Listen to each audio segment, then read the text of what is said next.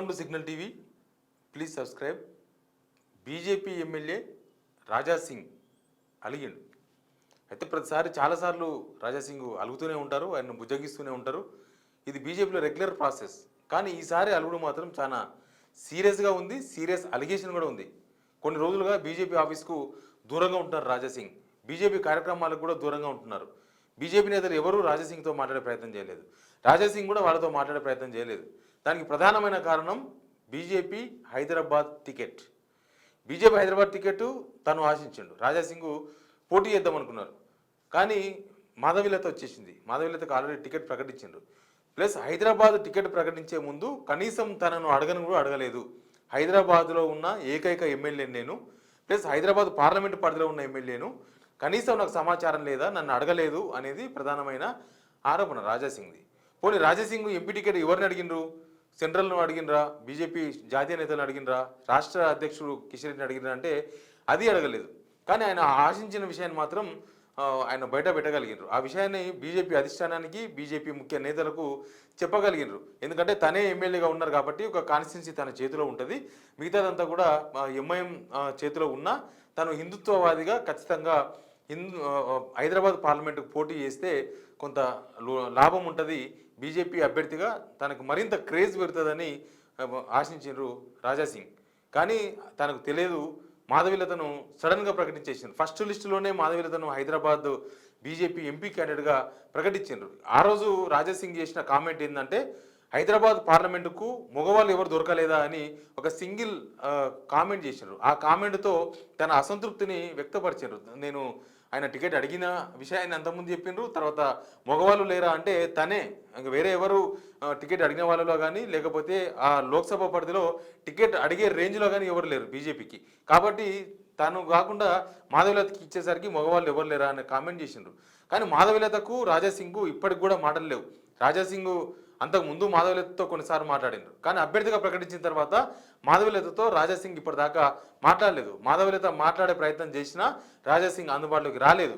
Raja Singh ticket ఆశించింది కాబట్టి, ticket మాధవీలతకు ప్రకటించారు కాబట్టి ఆయన అసంతృప్తితో ఉన్నారు. మెయిన్గా మాధవీలతను రాజా సింగ్ ఎందుకు వ్యతిరేకిస్తున్నది ప్రధానమైన కారణం. రాజా సింగ్ మాధవీలతను వ్యతిరేకించడానికి ఒక బలమైన కారణం కనిపిస్తుంది.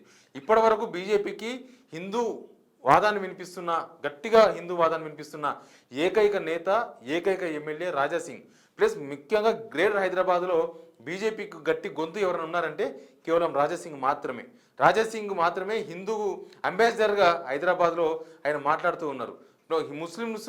ముస్లిమ్స్ తీవ్రంగా వ్యతిరేకిస్తూ ఉన్నారు. ప్లస్ ఎంఐఎంను తీవ్రంగా వ్యతిరేకిస్తున్నారు. అసదుద్దీన్ ఓవైసీని, అక్బరుద్దీన్ ఓవైసీని, వీళ్ళందరినీ బామర్ది అని ఆయన పిలుస్తూ ఉంటారు. మా బామర్ది అసదుద్దీన్ ఓవైసీ, మా బామర్ది అక్బరుద్దీన్ ఓవైసీ అని వాళ్ళ మీద సవాళ్ళు విసురుతూ ఉంటారు, వాళ్ళ మీద విమర్శలు చేస్తూ ఉంటారు.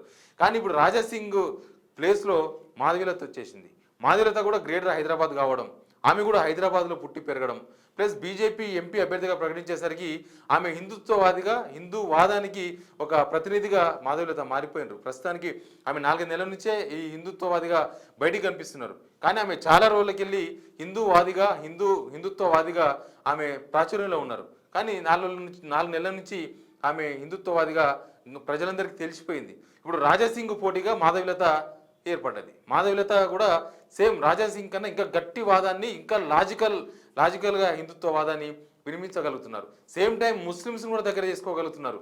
ముస్లిమ్స్లో పేదవాళ్ళు ఉన్నారు. ఆ ముస్లిమ్స్ అందరు కూడా నేను చాలామందికి సేవ చేసిన, ఆ ముస్లిమ్స్కు ఫ్రీగా ట్రీట్మెంట్ ఇచ్చిన హాస్పిటల్లో అని ఆమె ముస్లిమ్స్ కూడా దగ్గర చేసుకోగలుగుతున్నారు.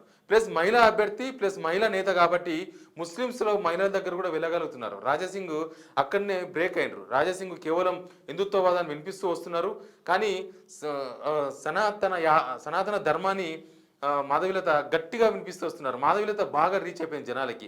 హిందుత్వవాదిగా ఇప్పటిదాకా మహిళలు ఎవరు పెద్దగా ఇంత గట్టిగా హిందుత్వవాదాన్ని వినిపించిన దాఖలాలు లేవు. రాజా సింగ్ వినిపించారు, తర్వాత బండి సంజయ్ గట్టిగానే హిందుత్వవాదాన్ని వినిపిస్తారు, ఇంకా కొంతమంది గట్టిగా వినిపిస్తారు. కానీ గ్రేటర్ హైదరాబాద్లో ఒక మహిళ హిందుత్వవాదాన్ని, సనాతన ధర్మాన్ని ఇంత గట్టిగా, ఇంత క్లారిటీగా మాట్లాడే ఎవరు లేకపోవడంతో మాధవీలత జనాలకు బాగా దగ్గరైపోయినారు.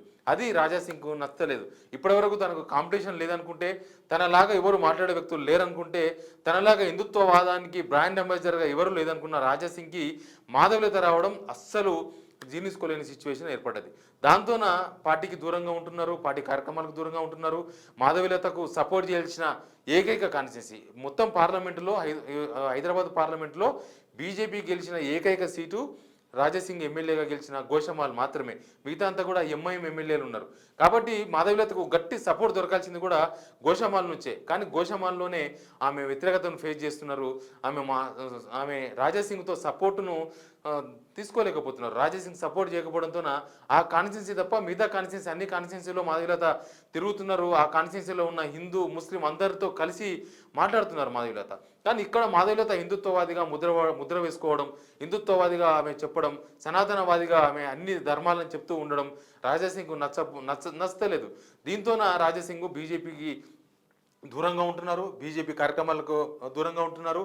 బీజేపీ నేతలపైన అసంతృప్తి వ్యక్తం చేస్తూ ఉన్నారు.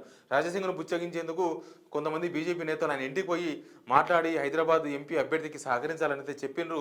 రాజాసింగ్ ఇప్పటికైతే అలక తీరలేదు, ఆయన అలకలోనే ఉన్నారు.